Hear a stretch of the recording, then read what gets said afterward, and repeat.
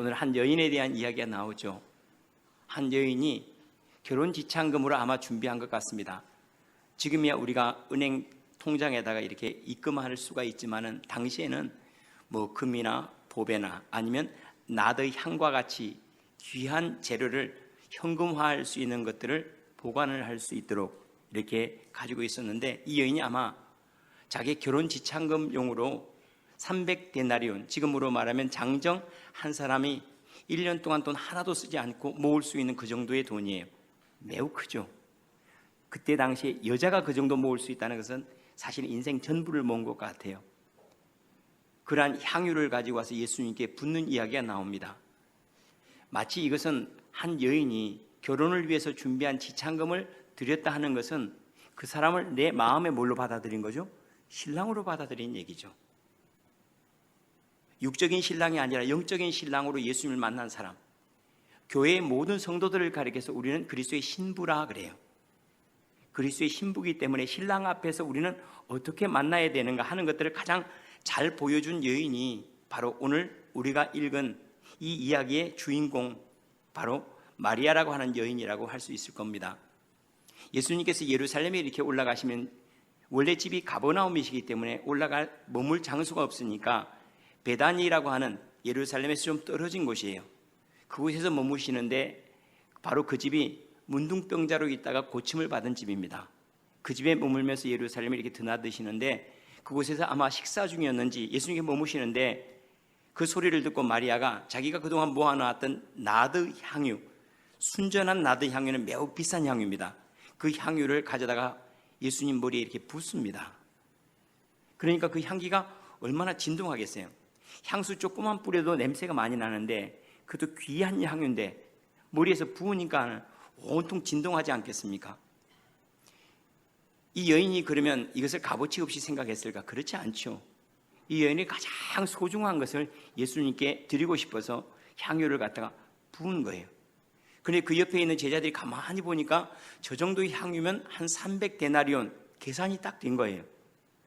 다른 사람이 한 헌신이 계산이 되는 경우가 많죠. 다른 사람이 무엇을 했대요. 그 정도면 이 정도 값어치가 있겠는데 하고 계산이 되지 않겠습니까? 아니나 다를까 옆에 있던 제자들이 이렇게 얘기를 해요. 야, 저렇게 귀한 향유를 왜 허비하는가? 쏟아버리니까.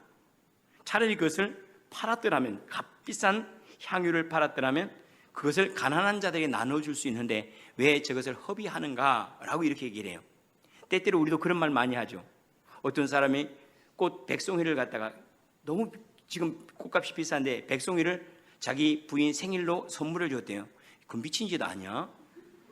그 비싼 걸? 보통 우리는 이렇게 얘기하지 않습니까? 그렇게 얘기하지 않죠. 네. 그런데 바로 그 상황이 있었던 거예요. 그 여인이 한 그 행동을 뭘로요? 가치로 계산을 한 거예요. 돈으로 계산을 하니까 이게 어리석고 허비하는 일이 된 거예요. 이 정도면 좋은데 그들이 그 일을 보고 분개했다 그래요. 왜 그랬을까요?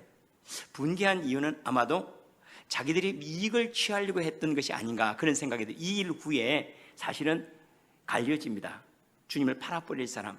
가만히 보니까 예수님 밑에 있어 봐야 크게 얻을 것 못돼 하고 예수님을 떠난 제자가 여기서 생겨나요. 가룟 유다죠. 그런데 그 여인이 다 쏟는 것을 보고 화가 나 분개한, 화를 내면서 왜 그런 짓을 해 하는 그 이야기를 예수님께 들은 거예요. 예수님께 들으시고 왜 너희는 이 여자를 괴롭게 하느냐? 이 여자가 나에게 좋은 일을 했는데 너희들 무슨 일인지 지금 알고 하냐? 나와 이 여인과의 사이에 어떤 일이 일어나고 있는 줄 알아? 이 여인은 자기의 인생을 내게 고백한 것이고 또 나는 이 여인을 통해서 내 장례를 준비한 일이야. 아무도 몰랐어요. 이 사건이 영적으로 어떤 의미를 갖는지 아무도 몰랐어요. 자, 꽃송이, 백송이가 아니라 천송이를 이렇게 접어서 1000마리 학처럼 장미를 접어가지고 선물을 했어요. 다른 사람들이 야, 저 젊은 시절을 뭐 하려고 저따위 짓을 해? 시간 다 쓸데없는 일에 낭비하고. 그런데 선물을 줄 때 사람들이 이렇게 조롱하는데 그 1000마리의 의미가 자기 아내가 불치병 때문에 이제 곧 천국으로 갈 것이라는 것을 자기가 너무 슬퍼서 마지막 선물로 준비했다는 것을 아무도 모른 채 비난하는 것과 똑같은 거예요. 이 여인이 이렇게 하는 것이 예수님이 뭐라고 그러냐면 내가 곧 죽게 되는데 죽게 되면 시신에 이제 향유를 바른단 말이에요.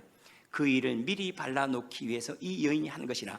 이 일은 누구만 알죠? 그 여인과 예수님만이 아는 이야기가 있는 거예요. 나와 예수님과 아는 이야기들이 우리 종종 있죠. 내가 왜 이렇게 늘 양복을 입고 교회를 나온지 압니까?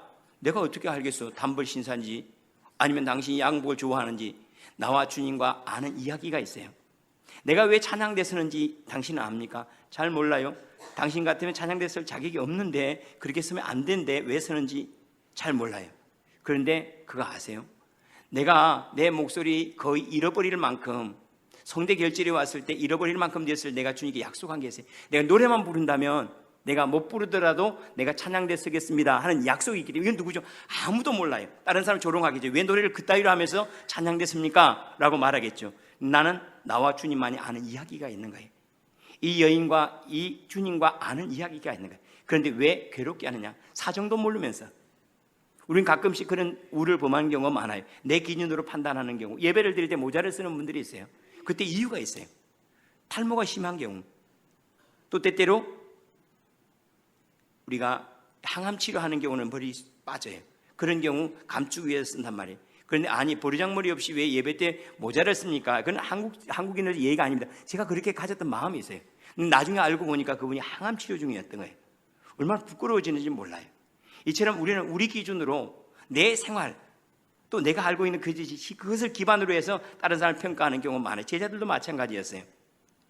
그때 예수님께서 아니다, 이 여인이 나를 위하여 하였을 뿐만 아니라 내 장례를 준비하기 위하여 한 것이고, 이 여인이 이렇게 행한 것이 이 복음이 증거되는, 이 복음이라고 왜 하필이면 이 복음이라고 얘기를 했을까? 장례의 복음이에요. 복음은 예수님의 죽음의 복음이에요. 죽음으로서 사는 복음이에요. 이 복음이 증거될 때 이 여인이 행한 것, 뭐 한 거죠? 시체가 될 이에게 향유를 부은 것, 그것이 함께 기억될 것이다, 기념될 것이다 하고 이렇게 말씀을 합니다. 한 영혼이 예수 그리스도를 만나서 얼마만큼 크게 만났는가 하면, 자기가 가진 모든 것들을 다 쏟아부어도 아깝지 않을 만큼, 그래도 미안할 만큼 그렇게 예수님을 만난 거예요. 우리는 어떻게 예수님을 이 정도로 만났습니까? 내가 살아온 모든 것들 다 주님께 기꺼이 드릴 수 있을 만큼, 내 재산 전부를 다 팔아서 주님께 드릴 만큼, 내 젊음을 다 포기하고 주님께 드릴 만큼, 그리고 내 지식이 다 없어진다 하더라도 나는 그분께 내 삶을 드릴 수 있을 만큼 그렇게 주님을 만났는가? 이 여인이 왜 이렇게 많이 했을까? 조금만 해도 사랑이잖아요. 꼭 뭐 꽃송이 가끔씩 그러죠. 꼭 꽃을 100송이 1000송이를 해야 되냐? 한 송이를 해도 사랑이 있으면 되지. 이 여인에게 한 송이를 하더라도 내 마음 전부를 담았으면 한 송이는 1000송이와 10,000송이와 같죠. 이 여인은 가진 것 전부가 그것이기 때문에 그래요. 그 여인에게는 이 향유가 그의 삶 전부이기 때문에. 그런데 왜 이렇게 많이 했는가에 대해서 오늘 성경은 침묵하지만 다른 성경에서 이렇게 얘기를 해요. 그 여인이 은혜 입은 것이 많기 때문이라고 그래요. 어떤 이들은 100데나리온 용서를 받았지, 이 여인은 1만 달란트의 용서를 받았기 때문에 너무 받은 게 많아요. 주님을 만나고 난 다음에 자기의 자존심이 회복이 되는 거예요. 아무도 만나주지 않던 천한 여인인데 가장 존귀한 여인, 아니 하늘의 아버지의 형상을 입고, 아니 하늘의 아버지셨던 분이 이 땅에 사람의 형상을 입고 오신 분이 나와 이야기를 해주는 그러한 존귀와 영광을 얻게 된 거예요. 자기의 과거의 모든 질병들과 모든 죄악을 용서받았어요. 예수님을 만나면서 이 여인이 자기가 얼마나 귀한 인생이라는 것을 알게 된 거예요. 받은 게 너무 많은 거예요. 많은 사람들이 이 여인이 어떤 것을 받았는지 몰라요. 아니, 나사렛 예수가 그 여인에게 뭘 주기는 줬겠어? 뭐 돈을 줬겠어? 아니면 귀한 옷을 사줬겠어? 뭘 줬겠어? 준 게 별로 없잖아요. 그래서 사람들은 그를 멸시하기가 쉬운데, 그런데 그 여인은 알아요. 나는 예수님을 만난 다음에 받은 게 너무 많아요. 죄사함을 받았고, 나는 내가 가야 될 길을 발견했고, 예수님 안에서 나는 내 모습이 어떤 모습인지, 내 지위가, 내 신분이, 내가 가야 될 길이, 내 아버지가 어떤 분이 나는 발견했어요. 나는 예수를 통해 너무 받은 게 많아서 이 300데나리온의 이 향유를 붓는 것조차도 나는 미안할 정도예요. 받은 은혜가 너무 많아서 나는 이것조차도 하면서 미안한 마음이 드는 거예요. 이렇게 크게 예수님을 만난 거죠. 받은 은혜가 너무 많아서, 다른 표현으로 말하면 예수를 우리의 인생보다 크게 만날 수 있어야 한다는 거예요. 예수를 내 인생의 그 크기보다 더 크게. 사실은 우리가 살아온 인생만큼 크게 만난 사람이 우리는 있습니다. 배우자들이에요. 배우자들. 그렇죠. 우리가 내 아내를 만났다, 내 남편을 만났다는 것은 앞으로 나의 모든 꿈을 다 꺾고 여기에 맞추겠다는 뜻이거든요. 그런 뜻 없이 그냥 결혼한 거죠. 우리는 그냥 했어요. 우리는 그런 뭐 별로 생각 없이. 아니죠. 우리가 결혼할 때요, 우리는 포기한 것이 얼마나 많은지 몰라요. 친구 관계도 포기한 것들이 많아요. 그리고 하고자 하는 꿈들도 포기된 것들이 얼마나 많은지 몰라요. 남자고 여자고와는 상관없어요. 우리가 배우자로 만났을 때 얼마나 크게 만났는지 몰라요. 우리가 주님을 만났을 때도 마찬가지. 우리는 너무나 크게 만났어요. 그래서 얼마만큼 큰가 하면 우리는 일주일에 한 번은 그분을 만나기로 늘 약속을 하고 만나요. 너무 크게 만났기 때문에 그래요. 받은 은혜가 너무 많아서 그분을 만날 때마다 나에게 주어지는 것이 너무 많아요. 다시 기억이 돼요. 다시 그때 일들이 생각이 나요. 우리가 부모님이 돌아가셨지만은 묘소를 찾아갈 때마다 늘 고맙고 감사해요. 받은 은혜가 너무 커서. 거리와 상관이 없어요. 받은 은혜가 너무 커서 그래요. 주님께 받은 게 너무 커서 이렇게 이 여인은 자기가 가지고 있는 가장 소중한 것을 내어드렸습니다. 그때 수많은 사람이 예수님의 사랑을 받는데 내가 이 정도 하면 예수님이 나를 사랑하겠지? 아니, 그런 마음이 아니에요. 환심을 살려고 한 게 아니에요. 환심을 살려고 하는 헌신은 실족하기 쉬워요. 그러나 내가 입은 그 은혜와 사랑 때문에 하는 헌신은 갈수록 즐거워요. 할수록 기뻐요. 가끔씩 교회에서 주님의 환심을 살려고, 성도들의 환심을 살려고 봉사할 수도 있어요. 그런데 그러면 금방 넘어져요. 왜요? 사람들이 그렇게 안 알아줘요. 그렇게 인정해 주셔요. 지금 주님께서는 인정해 주시지만 사람들이 막 박수를 치고 옆에서 분개하잖아요. 오히려 어리석다라고, 허비한다라고 말하지 않습니까? 금방 실족하기 쉬워요. 그런데 이 여인은 아랑곳하지 않아요. 나와 주님만의 아는 고백이 있거든요. 그때 주님이 나를 치료하실 때, 나를 축복하실 때, 나를 인정하실 때, 내 안에 있는 귀신을 쫓아내실 때, 그때 내 안에 어떤 감격이 있으니 주님 알고 나 알아요. 그래서 내가 꽃을 드리든 뭘 드리든 나와 두 사람과의 관계가 서로 간에는 이해가 되는 것처럼 우리와 주님과의 관계가 이런 관계가 될 수 있어야 합니다. 크게 만날 수 있기를 바랍니다. 주님을 크게 만나면 그분의 말씀이 크게 들리더라고요. 왜 우리는 가끔씩 하나님의 말씀이 나는 크게 안 들려요? 나는 말씀을 들어도 그저 고개 정도 끄덕이지 그때 내 운명이 바뀌고 내 인생이 바뀌었다 말할 만큼 그렇게 크게 듣지를 못해. 이유가 뭐죠? 크게 안 듣거든요. 그분을 크게 안 만났어요. 그런데 그분을 크게 만나고 난 다음부터는 그분 앞에 엎드린 것만 해도 감사해요. 주님의 이름을 부를 수 있는 것만 해도 기뻐요. 결국 믿음의 크기나 감동은 어디에 있는지 알죠? 내 마음의 무게에 달려있어요. 내 마음의 무게가 주님께 크면 그분께서 내게 눈길을 한 번만 줘도 고마워요. 우리가 학창시절 때 선생님에 대한 존경이 워낙 크지 않습니까? 한번 눈만 봐줘도 너무 감사했어요. 더구나 내 이름을 불러줬다. 하루 종일 좋았어요. 안 좋았군요. 우리와 주님과의 관계가 그래요. 그래서 그분께서 우리에게 주신 그 은혜가 너무 커서 그래서 늘 우리는 그분께 알아주기가 아니라 할 수 있다는 것이 감사고 그분께 내어 맡길 수 있는 것이 기쁨이 되는 그러한 삶, 이것이 향유를 부을 만큼 그만큼 예수를 만난 거예요. 어떻습니까? 우리 육체의 배우자들도 이렇게 삶을 포기하고 만나는데 우리 영의 배우자, 영원한 배우자이신 그리스도 우리는 이렇게 크게 만났습니까? 그런데 이렇게 만난 사람들을 가리켜서 가끔씩 미련하다, 어리석다라고 얘기를 해요. 늘 자식 가진 부모들은 늘 그랬죠. 늘 사위가 못마땅해. 나는 자식을 귀하게 키웠는데 떨어져. 그렇죠. 늘 며느리가 못마땅해. 내 아들을 너무 귀하게 키웠는데 떨어져. 다 그랬죠. 안 그렇습니까? 고맙다야 진짜. 저 떨어진 아들 네가 치다거려줘 진짜 고맙다. 더 떨어진 딸 네가 받아줘서 고맙다. 그런 거 없죠. 그런 것보다는 물론 자식이 너무 나이가 들고 너무 소망이 없을 때 좀 고맙기는 해요. 보편적인 이야기를 한번 해봐요. 보편적인 이야기를. 그때 우리는 이런 생각이 들어요. 이 여인이 행할 때 허비 되었다 하는 것처럼, 그렇죠. 아이고 내 자식이 또 내 며느리가 아이고 인생 허비했구나. 저런 며느리 만나려고 저런 자식 만나려고. 그런데 사랑하는 사람 전혀 그렇지 않아요. 사랑하는 사람에게는 그 배우자보다 더 좋은 사람이 없어요. 우리 엄마에게는 어리석어 보이고 허비하는 인생처럼 보일지 모르지만 너무 귀한 거예요. 때때로 우리가 그런 것들이 있죠. 이 사람들이 보기에 이 향유를 본 것이 어리석어요. 쏟아부은 게 얼마나 어리석어요. 그런데 이 여인에게 어리석은 게 아니에요. 가끔씩 정말로 늦깎이로 예수님을 믿은 사람들이 있어요.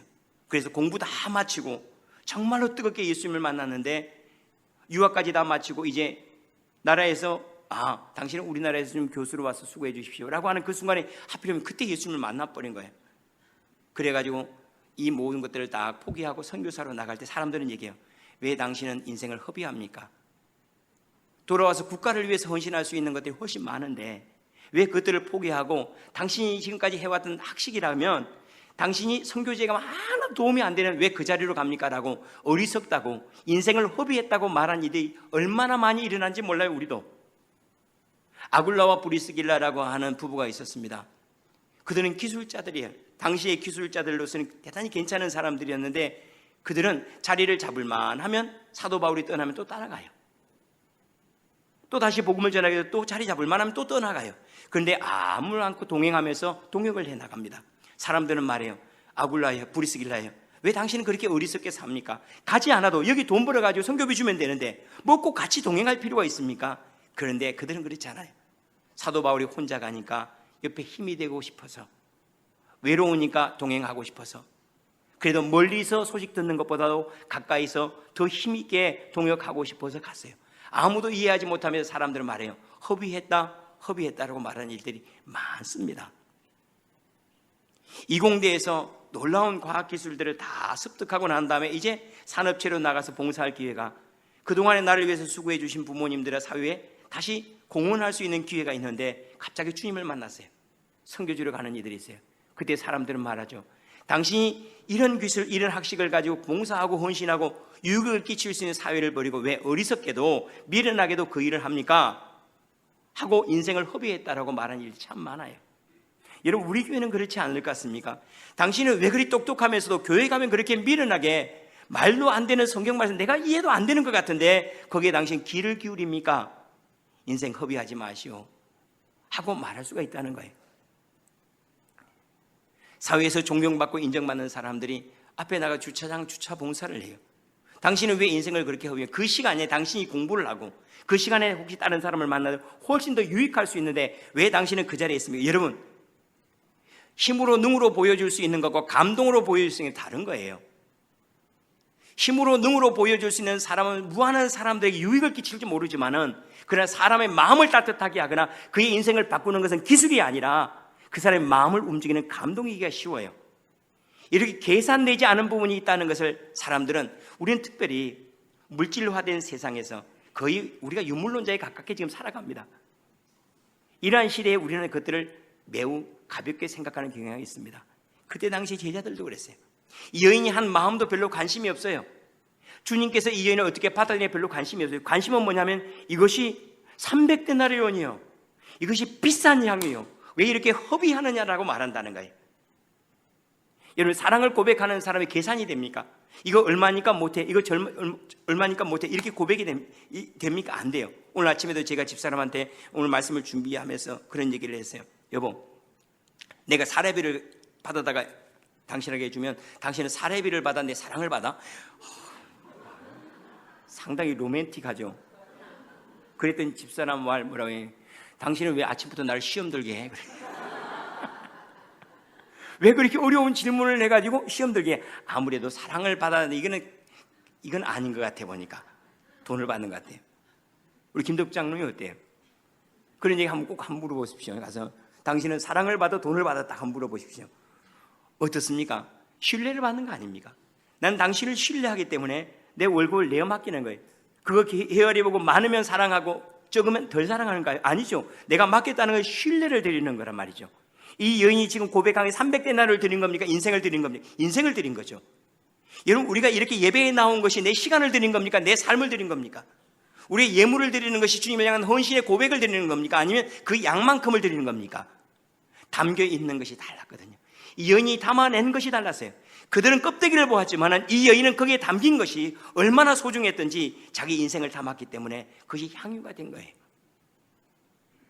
우리는 때때로 우리 스스로도 허비한다라고 여겨지는 것들이 참 많습니다. 예를 기도하는 시간이 그래요. 제게도 기도하는 시간이 아까울 때가 있었어요. 그 시간에 공부를 하고 연구를 하고 성경을 읽으면 훨씬 좋은데 가만히 있으면 이 몸을 다 포기하고 가만히 머물러야 되거든요. 나중에 이렇게 만나는 주님은 다른 주님이에요. 머리로 만나는 주님과 가슴으로 만나는 주님이 전혀 달랐어요. 봉사를 하면서 만나는 주님과 머물러서 은혜를 기다리면서 주님을 만날 때 그 주님은 전혀 다른 주님이었어요. 광야에서 만나는 주님과 산 등성에 만나는 주님이 전혀 달랐어요. 이것을 값어치로 이것이 귀하다 저것이 귀하다 말할 수 있는 것이 전혀 아니라는 거예요. 꽃 백송이가 꽃 한 송이보다 귀하다 그렇게 말할 여지가 아니라는 거예요.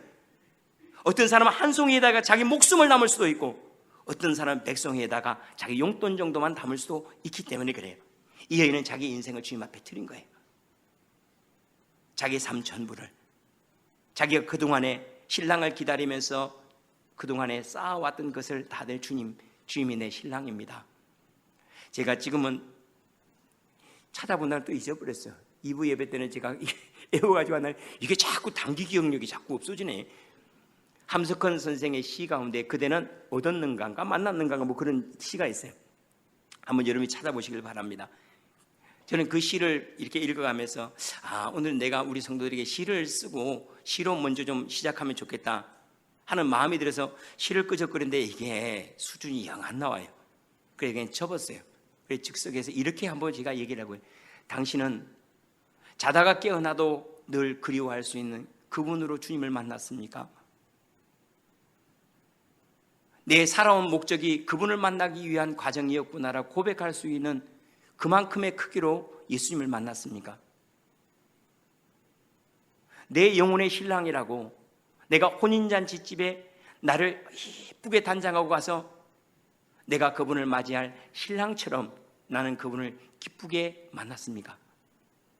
나의 인생에 쌓아왔던 모든 것들을 이 향유 옥합처럼 다 깨뜨려 부을 만큼의 크기로 나는 예수를 만났습니까? 그렇다면 내가 하고 있는 모든 일들은 거룩한 거죠. 예수님을 어느 정도로 만났습니까? 예수님을 크게 만난 사람들은 그분의 전만 가도 좋아요. 그분의 이름만, 그분의 얼굴만, 그분의 옷자락만 스쳐도 너무 좋아요. 나에게 눈길 한 번만 주어도 좋고 그분이 하신 말씀이라고 하면 다 주워 담고 싶어요. 그분이 내게 행하신 일이라고 하면 하나도 잊어버리지 않고 더 많이 주워 담고 싶어요. 그것이 제가 하나님의 말씀을 상고하는 이유요. 이것이 내게 주님께 귀를 기울이는 까닭이에요.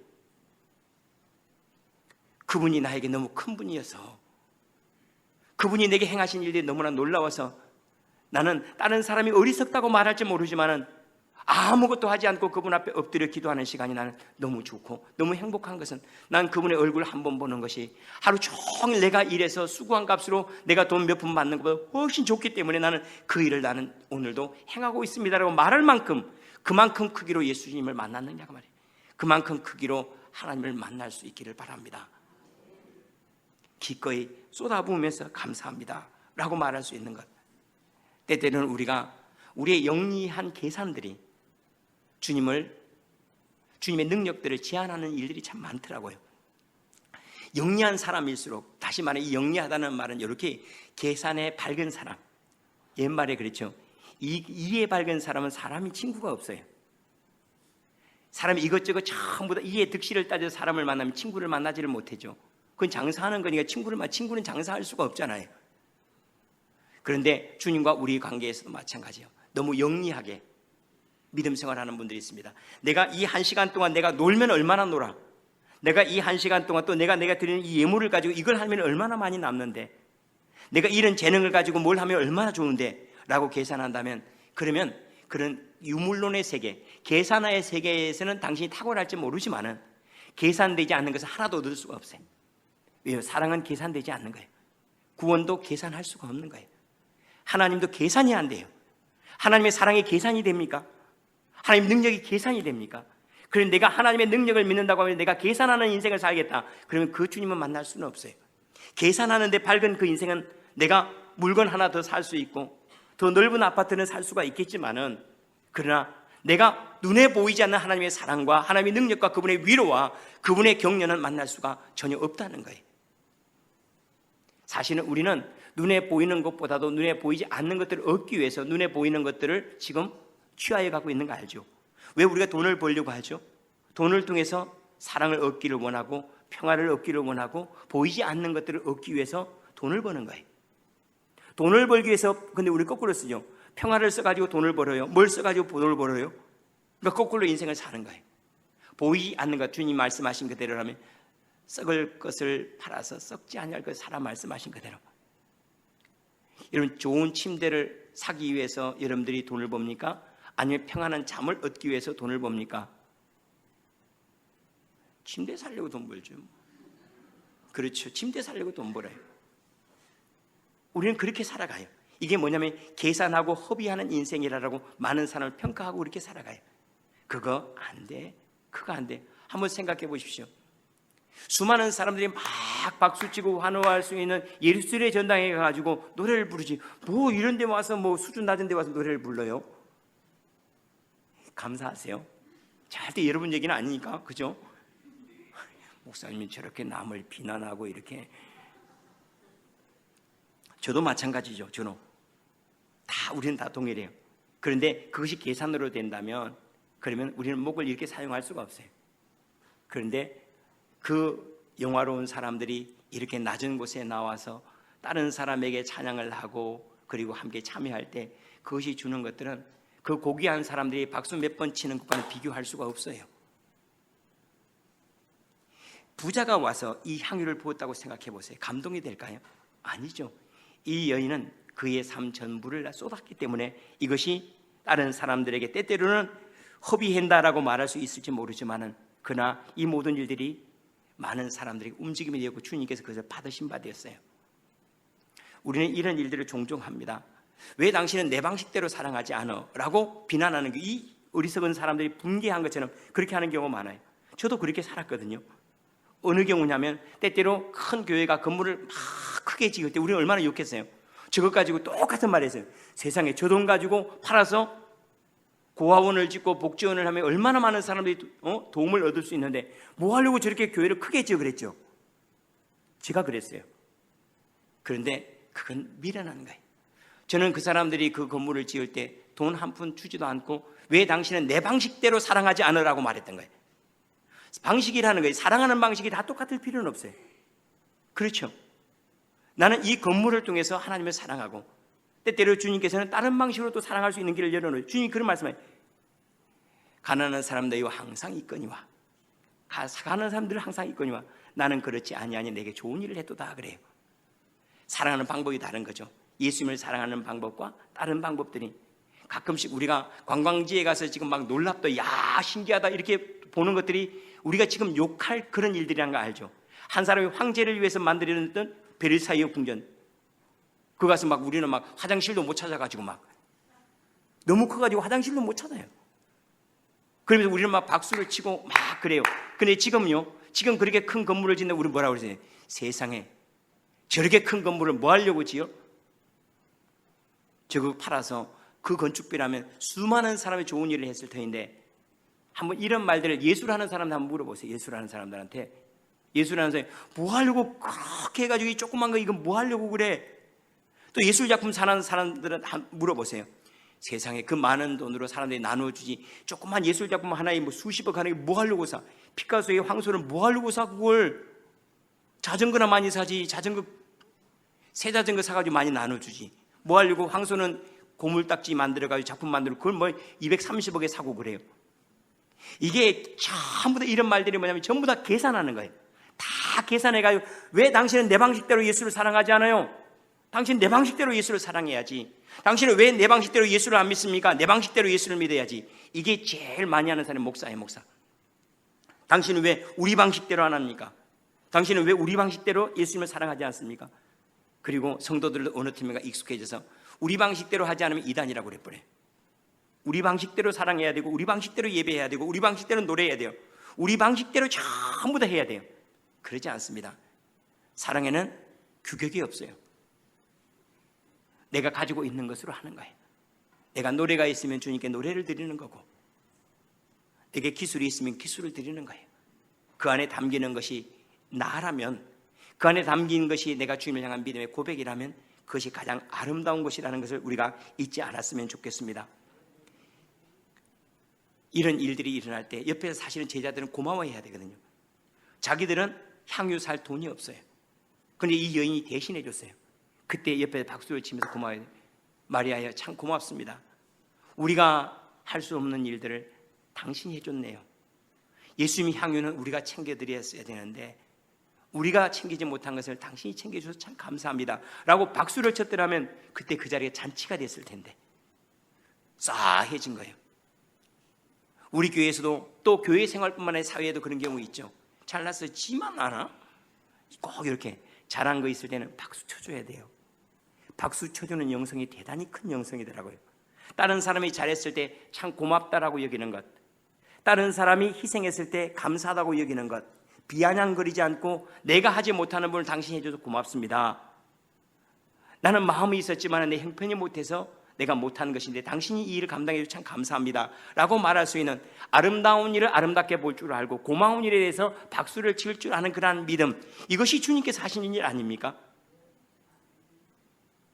피리를 불면 춤을 출 줄 알아야 되는 거고, 그 다음에 애통할 때는 가슴을 치는 게 맞는데 정말로 아름다운 일에는 박수를 쳐줘야 돼. 이게 얼마나 좋은 일이에요. 아름다운 일이에요. 거기서 왜 느닷없이 가난한 자가 왜 나와요? 정말로 이들이 가난한 자를 생각했을까요? 그럼 예수님을 따라가지 않냐고 가난한 사람을 돕기 위해서 가서 일을 했어야죠. 그렇지 않습니까? 그런데 핑계 삼아서 가난한 자에 나눠줬으면 좋았겠다라고 말하지 말라는 거예요. 이 일과 가난한 사람들의 이건 비교될 일이 아니에요. 다른 일이에요. 이거는. 그런데 우리는 종종 이런 일들을 자행합니다. 좋은 일을 박수를 쳐주십시오. 바라건대 이 교회에서 누군가 내가 하지 못한 일을 할 때, 사회에서도 내가 하지 못한 일을 할 때 박수를 쳐주십시오. 내 동료가 부장님에게 마음에 들게 하기 위해서 꽃병에 꽂아놨다. 그러면 미워하지 말고 고맙네, 나는 못했는데, 나는 생각이 거기도 도달하지 못했는데 박수. 이렇게 박수를 쳐줄 수 있어야 돼요. 안 쳐. 지금도 안 치잖아요. 그런데 이것이 나와 전혀 상관없는 사람들이 우리 박수치기 쉬운 거 알죠? 그렇죠? 그런데 내 옆에 있는 사람이 하면 박수치기가 제일 어려워요. 진짜 영성은 내 옆에 있는 사람에게 박수를 치는 게 진짜예요. 제가 이제 페이스북을 하거든요. 페이스북을 할 때 저와 상관없는 사람에게 좋아요는 쉽게 눌러집니다. 뭐 했다고는 뭐 김치찌개 끓였다 막 좋아요 막 김치찌개는 나하고 상관이 없으니까 막 눌러요. 그래 저와 이제 잘하는 사람이 뭘 올렸다 그러면 계산이 돼. 이 사람이 무슨 의도로 누구한테 잘 보이려고? 내가 생각이 아닌 것 같은데 에이 좋아요 하고 있어. 그냥 지나가 버려. 옆에 있는 사람을 사랑하지 않냐고, 옆에 있는 사람을 축복하지 않냐고 내가 주님의 마음에 있다. 이건 어려운 거예요. 내 옆에서 좋은 일을 행하는 사람, 풍선 부는데 훅 해가지고 꺼트리지 마시고 그때 옆에서 박수를 치면서 함께 즐거워하고 고맙습니다라고 말할 수 있을 때 그때 그 향기는 어디로 들어오는 거예요? 내 안으로 들어와요.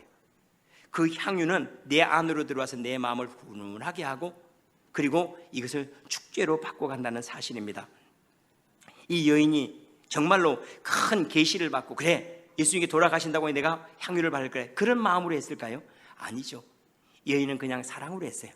나중에 알고 보니까 이 여인이 행한 일들이 하나님께서 계획하신 그 놀라운 일들의 한 부분이었다는 거예요. 앞으로 이 일들이 무슨 일을 만들어낼지 몰랐어요. 이것을 우리는 버터플라이 이펙트라고 그래요. 나비 효과라고 그러죠. 지극히 작은 북경에서 그냥 나비가 날개치를 이렇게 했어요. 그래 파장이 일어났죠. 근데 그 파장이 태평양을 지나서 막 가면서 파장이 막 확대되더니 LA쯤 샌프란시스코쯤 갔을 때 어디 있는지 저는 잘 몰라요. 안 가봐서. 아무튼 먼 데 갔어요. 먼 데 갔더니 그때는 허리케인이 돼서 가더라는 거죠. 이게 버터플라이 이펙트죠. 다시 말하면 이 여인은 그저 주님을 사랑하는 마음으로 했어요. 근데 그 사랑하는 마음이 하나님의 놀라운 구원의 계획 속에서 한 부분을 이루고 있는지는 나중에 주님께서 확인시켜 준 거예요. 우리가 때때로 누군가를 위해서 기도할 때 주님께서 누군가를 살리기 위해서 내 기도를 사용하시거나 우리가 누군가를 위로했어요. 집사님, 내가 어제 기도했더니 집사님이 많이 힘들어하는 것 같아서 집사님 힘을 좀 냈으면 좋겠어요 하고 붙잡아서 얘기했던 것이 나중에 주님께서 그 사람에게 나를 천사로 보낸 일이라는 사실은 나중에 알고 보니까 그 사람이 나중에 그렇게 고백 나는 집사님 그때 찾아왔을 때 내가 얼마나 큰 위로를 받았는지 몰라요.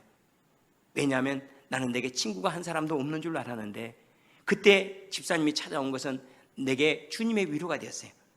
내가 너와 함께해, 내가 너를 축복하고 있어, 그 위로가 되었거든요. 이와 같은 일들, 그래서 저는 오늘 말씀을 준비하면서 이런 고백을 했어요. 나는 누군가에게 기도의 응답이 되어주고 싶다. 한번 여러분 속으로 한번 되뇌어 보일래요? 나는 누군가에게 기도의 응답이 되어주고 싶다. 누군가 주님을 향하여 무엇인가 원하는 소망이 있을 때 내가 그들에게 응답이 되어주고 싶다. 누군가가 위로 좀, 하나님 나 좀 위로해 주세요 라고 기도할 때 나는 그 사람에게 주님의 감동하심을 따라가서 그를 위로해 주는 음성이고 싶고, 누군가 먹을 양식이 없을 때 그때 그가 하나님 나는 오늘 일용할 양식이 없습니다 라고 기도할 때 내가 그 사람 전화해서 불러 집사님 식사하시죠 라고 말할 수 있는 양식이 되고 싶다. 하나님께서 누군가를 전도하고 싶어 하시는 마음이 있을 때 나는 그때 주님께 당신을 사랑하신답니다. 당신이 주님께로 나아오기를 주님이 기다리고 계신답니다 라고 말할 수 있는 주님의 천사가 되고 싶다. 이 여인은 자기는 순전하게 했는데 나중에 알고 보니까 이게 자기의 감동으로 되는 것이 아니라 하나님이 그 여인에게 감동하셔서 준비하신 일이었다는 거예요. 예수님이 이렇게 멋지게 해석하지 않습니까? 야, 그때 너가 교회 개척한 줄 아냐? 아니다. 그때 내가 그 마음을 주었는데 네가 알아챈 거야. 아, 주님이 개척하고 싶어하는 마음이 있네. 내가 머리로 알아챈 게 아니라 내 몸으로 알아챘기 때문에 너는 그때 교회를 개척한 거야. 이런 것을 알아챘던 사람 중에 한 사람이 다윗이었죠. 성막으로 여기저기 떠돌아다니고 때때로는 빼앗기기도 했어요. 실로에 있던 성막이 블레셋에 빼앗겨서 가진 고난을 겪었던 때가 있어요. 그때 다윗의 마음에 내가 성전을 건축해야 되겠다 하는 마음이 생겼어요. 나중에 알고 보니까 주님께서 그 마음을 주셨던 거예요. 그걸 누가 알아챘죠? 다윗 왕이 알아챈 거예요. 하나님의 마음을 알아챈 거예요. 아, 내가 그 일을 행하기를 원하시는구나. 내가 이 일을 행하기를 원하시는구나. 여러분, 우리가 하나님의 마음을 알아채고 있다는 걸 어떻게 알죠? 내가 지금 몸으로 행하는 일들이 주님의 부르심이요, 내가 지금 기도하고 있는 일들은 주님의 요청이에요. 그래서 믿음이라고 하는 것은 그분의 부르심에 대한, 콜링에 대한 리스판스예요. 반응하는 거예요. 아, 주님이 이걸 원하시는구나. 알아채고 알겠습니다. 제가 목소리를 드리죠. 알겠습니다. 제가 기도하겠습니다. 알겠습니다. 제가 위로하겠습니다. 알겠습니다. 제가 주차장에서 봉사하죠. 알겠습니다. 제가 식사하겠습니다. 예, 알겠습니다. 제가 가서 복음을 전하겠습니다. 이러한 이들에 의해서 예수 그리스도의 복음이 기억되리라는 거예요. 이러한 이들에 의해서 주님의 마음을 알아채는 사람들, 그리고 기꺼이 자기 자신을 그 알아챔을 통해서 드릴 수 있는, 향유로 부을 수 있는 그 사람들, 이 사람들을 통해서 주님의 일이 예비되었더라라고 말씀을 합니다. 자, 여기에서 한번 정리하는 마음으로 우리는 지금 우리의 가지고 있는 에너지와 우리의 젊음과 우리의 시간들을 어디에 쏟아붓고 있나? 이 여인은 예수님께 쏟아부었다고 말씀하는데 또 그 일이 주님이 예비하신 일에 쏟아부었다고 말씀하시는데, 우리가 지금 쏟아붓고 있는 이 일들은 도대체 나는 주님의 감동하심에 따라서 쏟아붓고 있는 일들인가? 그래, 내가 예비한 일이야 라고 말할 수 있는가? 어떻습니까? 우리의 시간은 지금 어디에 쏟아부어지고 있습니까? 내 시간들과 내 재능들, 내 기술들과 이 모든 것들이 무엇을 담고 있습니까? 여기 안에 주님을 향한 사랑의 고백이 담겨 있습니까? 내가 밥을 지을 때, 내가 길을 걸어갈 때, 내가 누군가를 만날 때, 누군가를 권면할 때, 누군가를 위해서 축복하고 기도할 때, 교회 생활할 때 나는 정말로 그리스도라는 믿음의 온전한 고백으로 주님, 나는 주님을 이렇게 크게 담아냅니다. 나는 내게는 다른 사람에게 300대는 내게는 그저 향유일 뿐입니다 라고 말할 수 있는 그러한 믿음으로 주님을 따라가고 있는가? 여전히 우리의 눈은 향유를 돈으로 보고, 산도 돈으로 보고, 집도 돈으로 보고 다 봅니까? 산을 산으로 볼 줄 알고 물을 물로 볼 줄 알고 향유를 향유로 볼 줄 아는 그 마음이 거룩이요. 향유를 돈으로 보지 않고 향유로 볼 줄 아는 것. 그러면 이 여인이요, 향유 부은 거지 300데나리온을 부은 게 아니에요. 그런데 우리는 전부 다 계산을 합니다. 큰 것 작은 것 아니에요. 그 안에 담긴 것이 주님을 향한 사랑의 고백이고 그 안에 담긴 것이 돈으로 살 수 없는 믿음이 될 수 있는 그러한 삶, 이러한 삶이 되기를 축원합니다. 받을 때도 마찬가지예요. 꽃만 받지 말고 꽃 안에 담긴 사랑을 받고, 누군가 위로를 받을 때 위로만 받지 말고 그 안에 담긴 주님의 예언을 받을 수 있는 그러한 은혜가 있어서 보이는 것 안에 감추어 있는 이 향유로 말미암아 우리의 삶이 향기로운 삶이, 예수 맛이 나네, 예수 향기가 있어, 나는 오늘 예수님이 담긴 하늘을 봤고, 나는 예수님이 담긴 바람을, 나는 예수님이 담긴 사람을 만났고, 나는 예수님이 담겨있는 시간을 나는 만났어. 그래, 나는 실제로 만난 것이 내 신랑이신 예수야 라고 말할 수 있는 매일매일이 하나님의 대면하에 살아가는 그날 은혜의 삶이 되기를 축원합니다. 기도하겠습니다.